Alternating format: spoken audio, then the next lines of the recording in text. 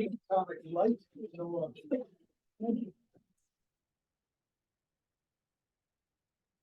everybody. So I'd just like to start this meeting by recognizing that the area that we call the Fraser Valley Regional District has been home to the Tla'amin, the St'át'imc, the Stalo, and the Stahelis peoples for generations. There are 31 communities with reserve lands in the FERD's jurisdiction, and as many as 69 groups with interests in this area. This diverse landscape means that there are many different viewpoints that need to be considered when we make decisions here, because what we decide here as a local government can affect everyone in different ways now and into the future. So as part of our collective responsibility, I commit that we continually examine the work we do to ensure that our projects, plans, initiatives, and discussions are guided by the principles of inclusion, collaboration, and reconciliation today and in the future. So with that in mind, I'd like to call to order our June 13th, 2024 meeting of the Regional and Corporate Services Committee meeting. Ms. Kinnaman, welcome home. Thank First you. item. Looking for approval of the agenda and late items. So moved, Mr. Chairman. It's moved by Director Facio, second by Director Ross. Any changes to the agenda? Seeing none, all in favor. Opposed, if any, the item carries. Next item. Item 4.1 is the draft Regional and Corporate Services Committee meeting minutes of May 9th, 2024.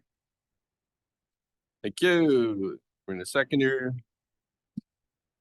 It's moved by Director Smith, second by Director Popov. Any discussion on the minutes, errors, omissions, questions? Hearing none, all in favor. Opposed, if any, item carries. Next item. Item 5.1.1 is the 2024 Regional Growth Strategy Monitoring Report, and we do have a staff presentation today. Thank you.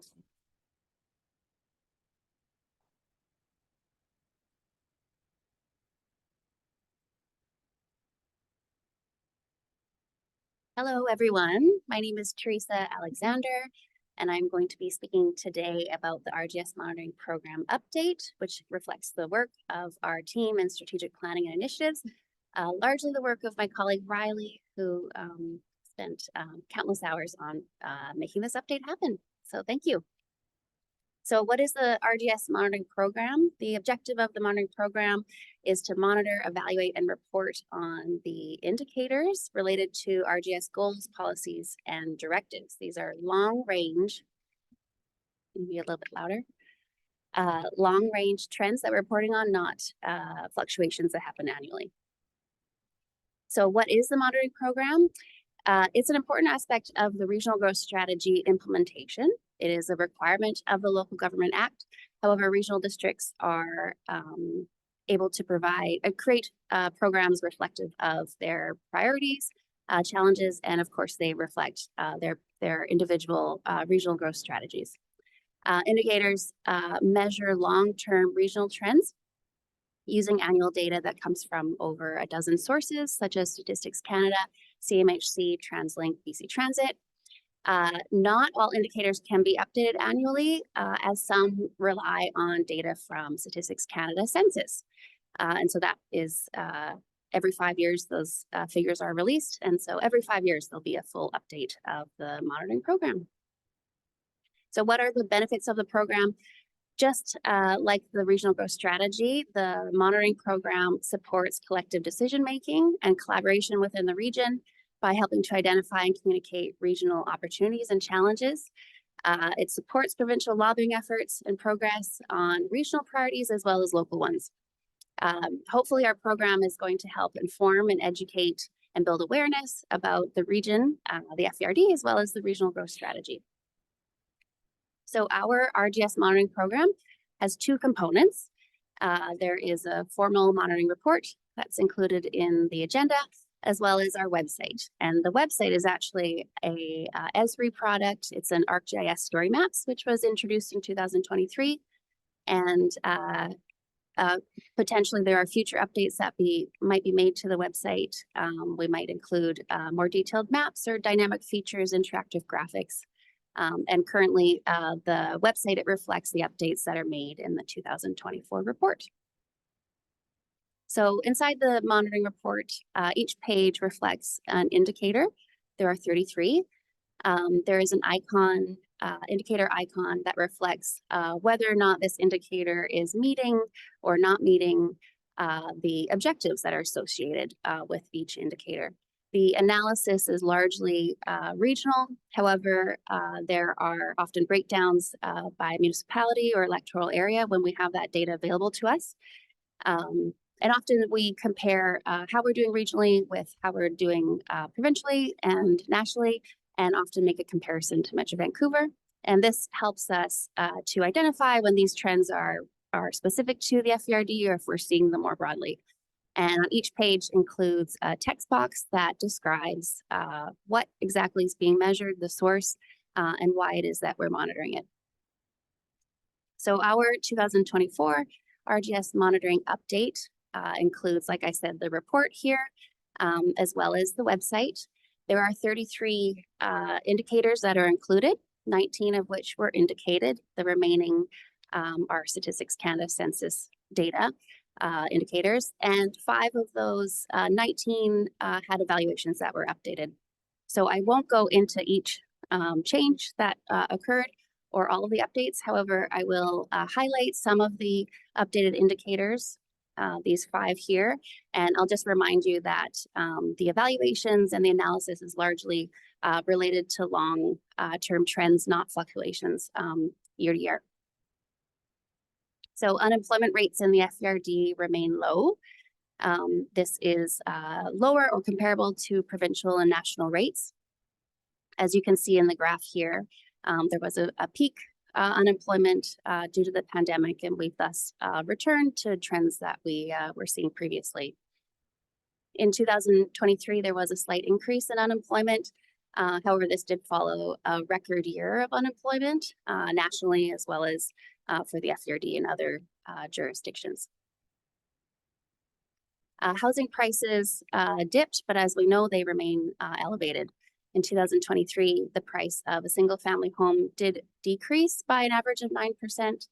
That figure is an average of all 6 member municipalities. As you can see, there's parallels with other real estate board figures, and as well as in the province. And I'll just note that, of course, market changes that are occurring elsewhere, especially Metro Vancouver, do have an impact on what happens in the FVRD. So average residential housing prices, they did dip last year. However, over a 5-year period, they did increase by 36 to 44%. Those figures are reflective of real estate board figures, the latter 44% being Chilliwack District and area. Rental housing vacancy continues to be low. In 2023, rental housing vacancy in the FVRD was between 1.1 and 1.4%.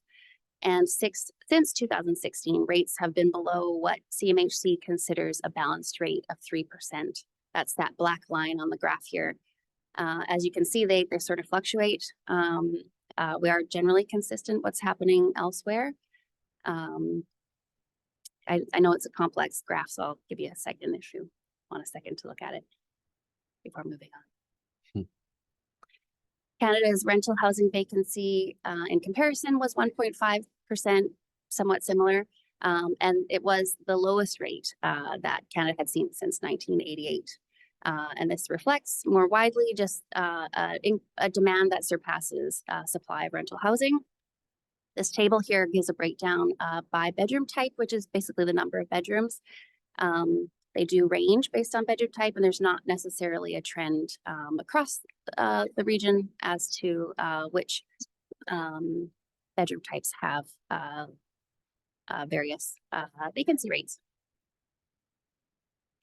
And so regional park visits returned to a more stable level in the FVRD. Parks and Trails saw unprecedented park usage during the COVID-19 pandemic. That's featured in the box there, the blue box. So just following that box there in 2022, we saw a decrease following that pandemic peak, and then another increase in 2023. And in 2023, regional park visits, they totaled 1.58 million visits. They largely occurred during the summer months. However, there are various factors that influence these figures, such as the weather, mosquitoes, wildfire smoke, and as we saw in 2021, a pandemic. Park visits in 2023 compared to 2022 increased by 10%, and over 5 years, it's nearly 50% increase. So public transit, ridership continues to recover since the pandemic. 82% recovery in the FERD compared to the previous pre-pandemic peak. BC Transit recorded 3.26 million riders in 2022-2023, and that recovery is led by Chilliwack Transit System. Public transit in the region continues to grow, but like I mentioned previously, has yet to reach the peak levels of nearly 4 million in 2019-2020. However, we're definitely seeing increased demand in relation to capacity issues on some routes, such as the FEX. So before I leave you, I'll give you a quick tour of the website here. So the website basically mirrors the monitoring report. We've got 8 sections as well as an introduction. Oh, it's loading, interesting. But what's a great thing about our website and why we chose this tool was because of the interactive maps. You want me to? Okay. Do you want to do it? This is a gutsy move, the live demo of the website. Just so you don't feel bad, I've in 14 years, I've never seen anybody do be able to pull off a live web presentation without something going sideways. So don't feel bad. Okay. Maybe so any directors who wish to kind of see this, I've seen this story map and some of this work on the website, and it's incredible. I think probably the Zoom and PowerPoint combo here is going to work against you, but yeah, and it's even more reason for you to just go to the website and check it out. It's suspense. Yeah, but what's great about the maps is that they're interactive. They can hold a lot more data that might be more interesting to a user. They can zoom in on data that's most relevant to them. And another feature of the maps, individuals who might live in an electoral area, they may not know which electoral area is theirs, and they can enter their address and it'll zoom into those areas. But and hopefully we continue to make improvements and continue to build RDS monitoring program that's accessible to the public and others. So thank you. That concludes my presentation. Excellent. Any questions? And before we jump in, I just want to thank both, all of the staff that worked on it. I know both of you worked incredibly hard on this, and a lot of time and attention was paid to this. There were a lot of meetings that were happening in the background and a lot of presentations. And I was involved in a small fraction of them, and just the amount of work that went into it is incredible. So I assure everybody, I was just looking at the story maps on my phone, so it works just fine. But I would encourage everyone to have a look at it. A lot of good statistics on there, but the way that they're presented is really compelling. So just really appreciate that. It makes that information kind of easy to digest, compare year over year how we're doing. Nice to see Chilliwack helping lead the way on the transit recovery. Now, if we could just get the province to recognize that and fund some additional transit there. Any questions, Director Prangle? Do you have any, I know it was included in statistics, but the Agassiz Harrison transit ridership, has it fully recovered? So I'll pass that along to Allison.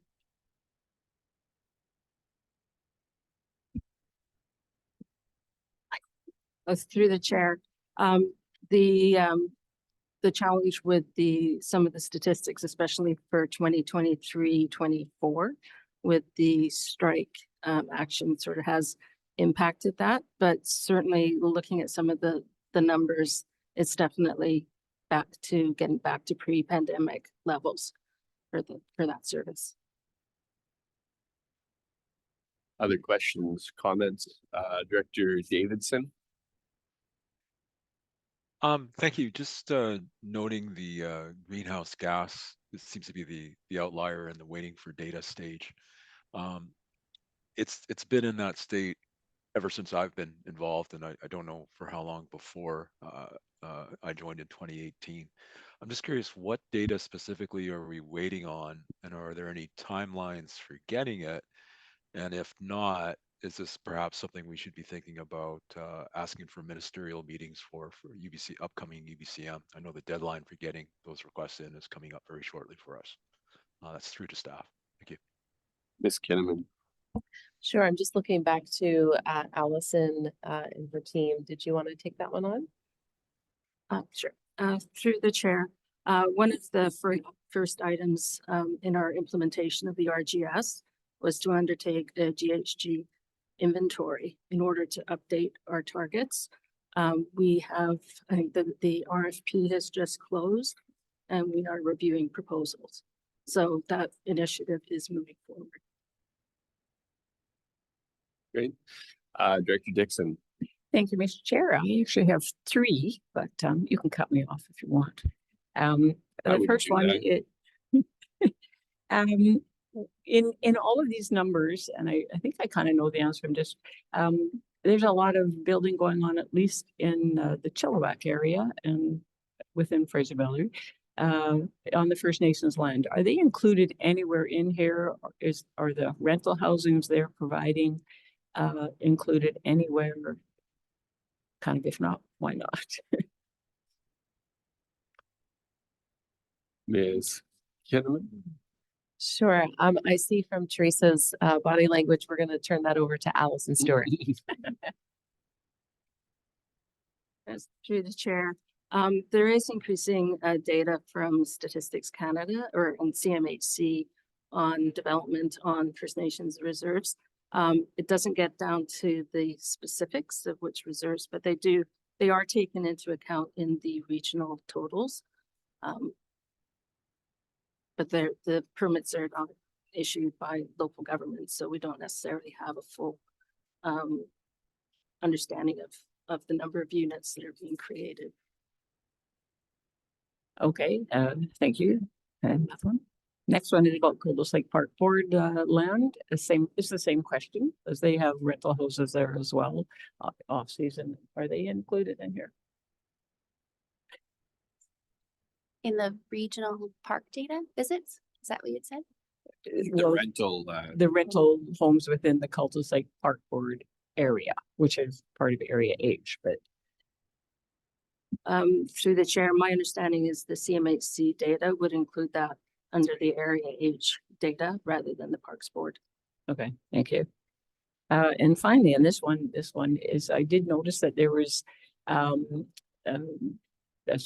graph, I guess, on the seniors that are in their own home and get less than 1.5 hours of care or support. Do you count seniors that anywhere at all that are actually in care? Is certainly what I'm hearing and what I'm well aware of is that there's a real shortage of housing for seniors in care. Is that Fraser Health or Public Health as opposed to the regional growth strategy?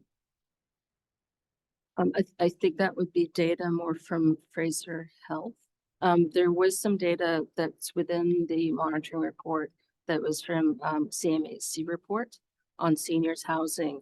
And unfortunately, CMHC has decided to actually stop providing that data, which is, we don't know why, but it did provide data on the various forms of housing that seniors are in and the levels of care. But my understanding is that data isn't going to be continued.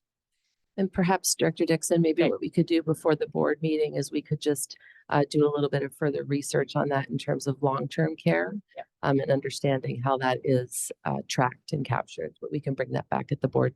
Perfect. Thank you. Thank you. Director Siemens. Thank you very much.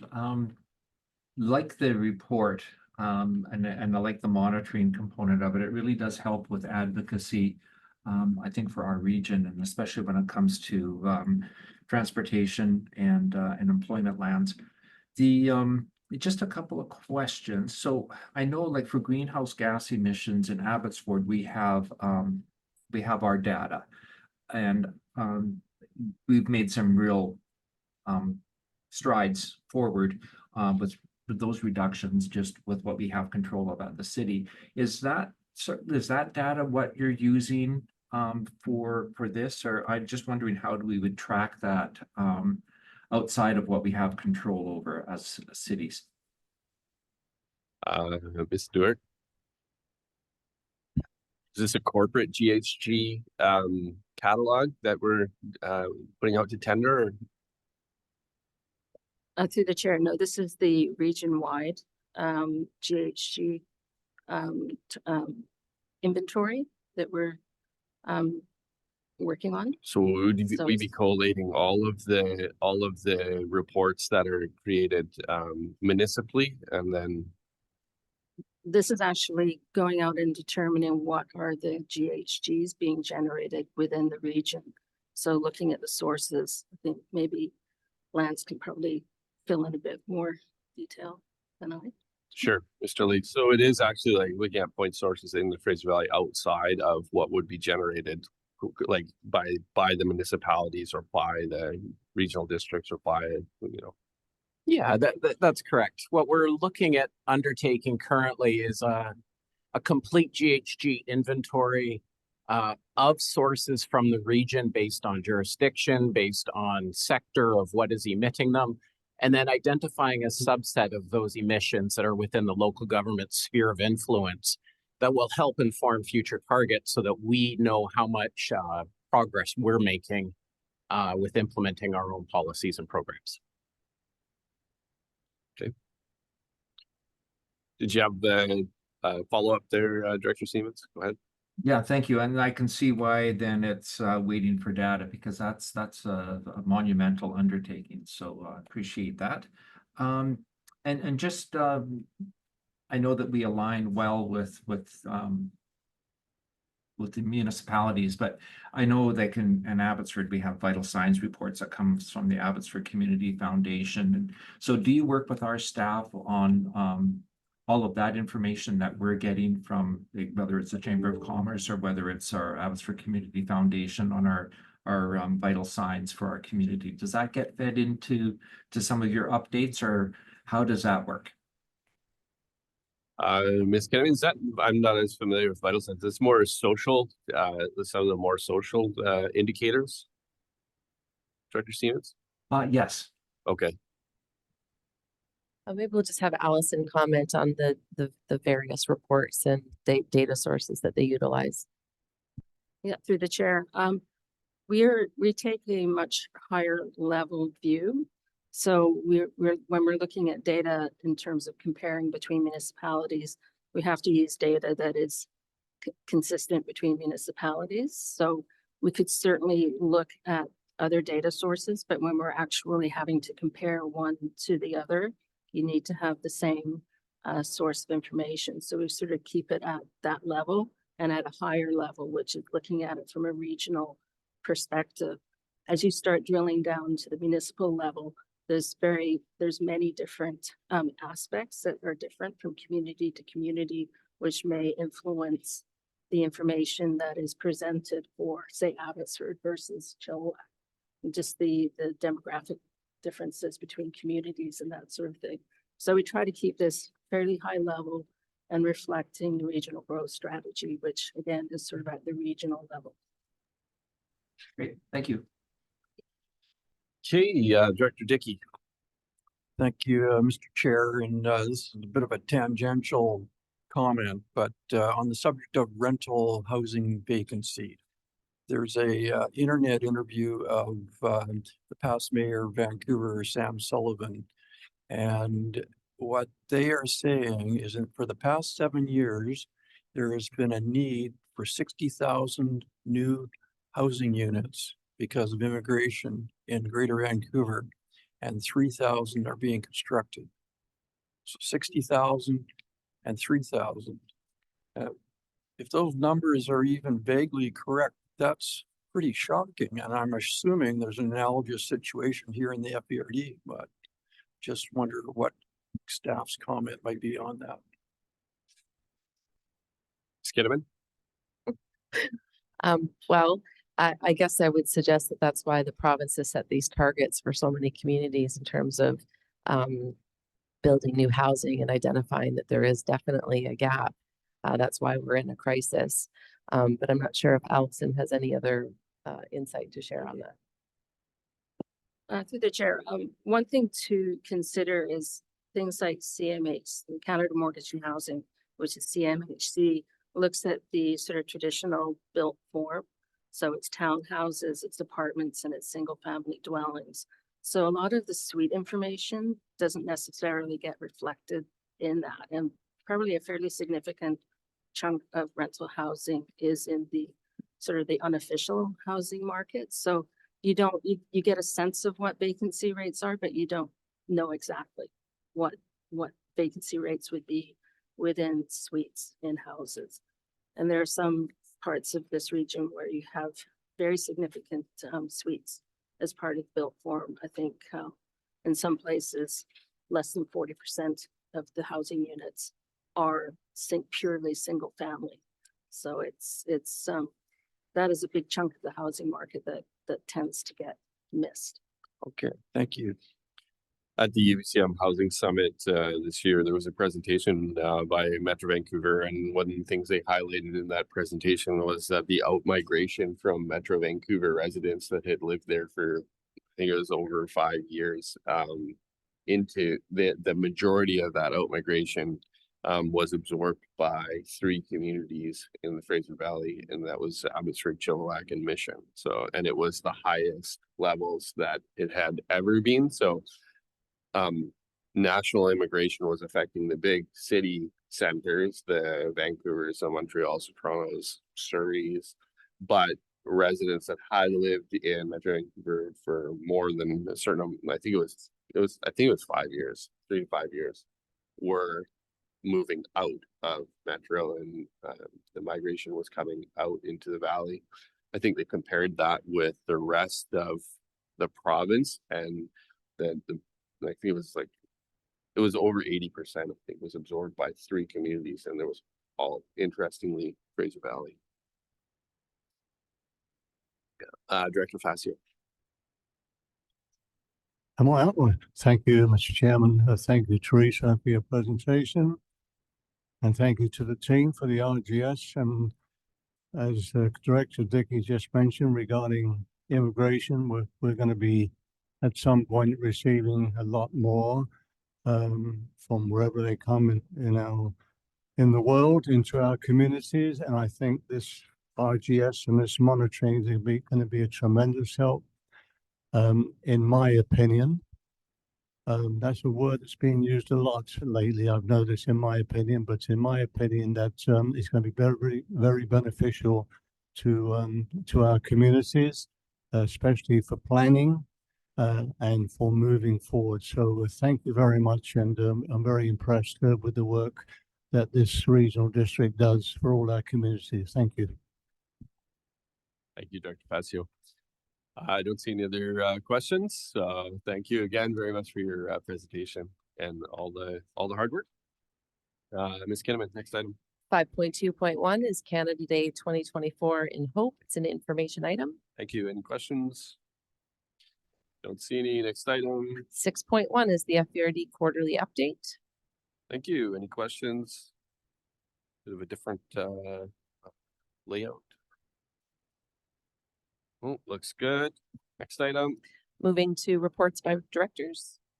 Thank you. I know there's going to be quite a few, or I'm assuming there might be a few reports, but just before we start, want to welcome a guest that we have in our audience. We got Area D Director Steve Forseth from the CRD, who's dropping in to see what's going on in the FERD. So always welcome here, Steve. Nice to see you. Board directors, be your opportunity. Director Facio. Thank you, Mr. Chairman. As most of you know, or have heard or read there's going to be a by-election coming up pretty soon in Harrison Hot Springs. And the 22nd and 23rd of this month is the one of our major events in the village, the Sasquatch Day. It's a weekend event with our First Nations from many communities, not just from BC, but from Washington. And it's the canoe races, storytelling, the famous salmon barbecue that's done the way they should be done on the beach. And it's a sellout. So if you're there, grab it quick. But it's a wonderful weekend. It's a great way to for our First Nations to showcase the event, and it's something that we brought back in 2012, and it's you're all welcome to come. And if you bump into me, you know you might get a treat. Thank you. Director McElhatton. Yeah, I wouldn't usually make a report on this one, but I had a conversation with Director Ross on attending this. So I sent out an information and report on attending the Keeping It Rural BC Rural Conference, and I attended with Director Johnson. I found it really useful and very relevant to the work that we do and many of us would be doing.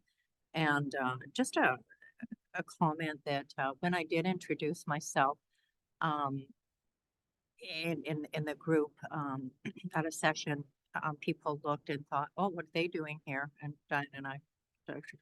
Johnson, I talked about it, but they were able to really see that we are kind of unique and that we do have rural issues a lot more than we do with metro, and we align more closely.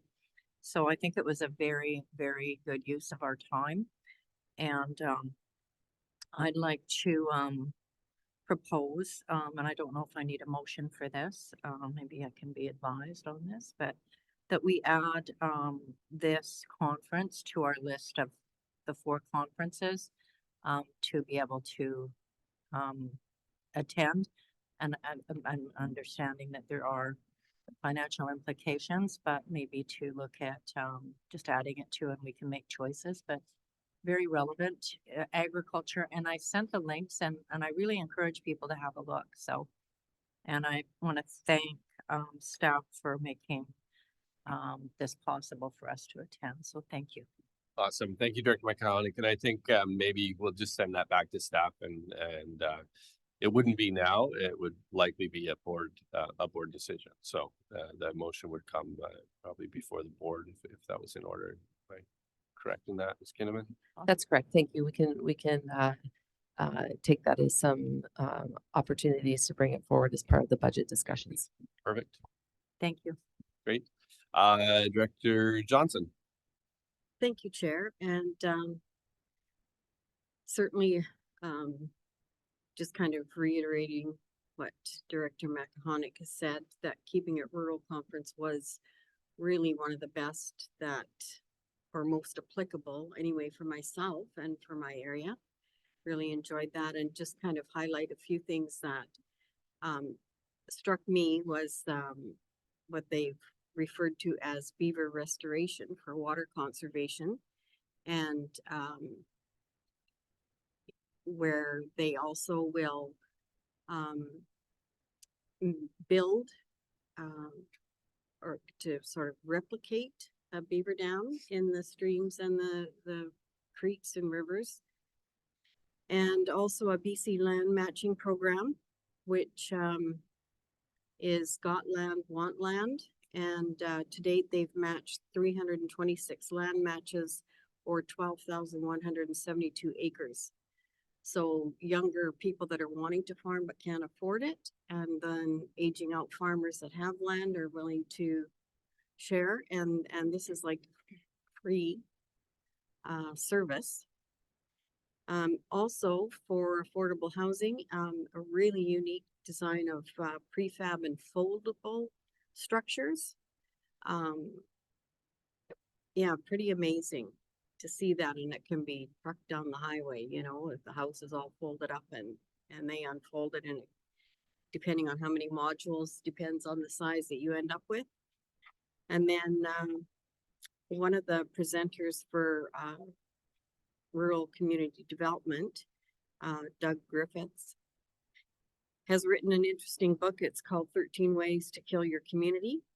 And I haven't purchased the book, but I plan on it. It was entertaining.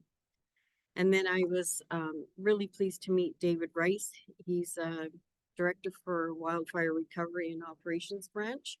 So I've reached out to him, and he's going to be speaking with the Insurance Bureau to inquire about the different scenarios, as I'm still trying to find some recovery money for the Kukupee wildfire. Thank you. Thank you, Director Johnson. Director Dixon. Thank you, Mr. Chair. I just wanted to let everybody here know that I had, along with Director Dickey, a really amazing tour of the Cultus Lake wastewater treatment plant the other day. And it is really an impressive facility. And it was great to have our tour guides showing how proud they are of all the work that they're doing, and still on time and on budget. So can't beat that. Again, just want to report on the Fire Smart initiative. We had a chipping program for the Parkview area up in my area, and it was really well received. The chipper had to go and empty and come back again the next day. So just trying to keep that area a little more fire safe, part of it.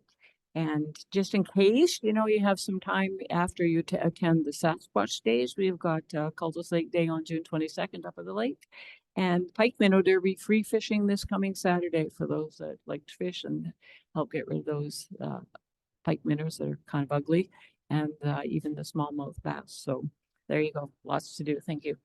Thank you, Director Dixon. Only in a group of local government people would you see that kind of excitement for a sewage treatment plant. I share your excitement, especially over that project. Other reports from directors?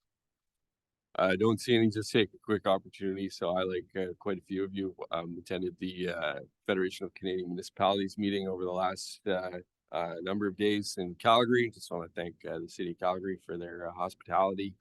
Only they know how to do it with the Stampede. They probably saw more cowboy hats, cowgirl hats, and than I have in a whole, I don't know, my whole time on council or at the FERD. But nice to see. Great hospitality, great event. Had a couple of important meetings to highlight. I met Minister Sean Fraser and had an opportunity to talk about raise again some of the challenges with flood control and mitigation, and just the importance of the Fraser Valley and in British Columbia in terms of the national economy and what we contribute.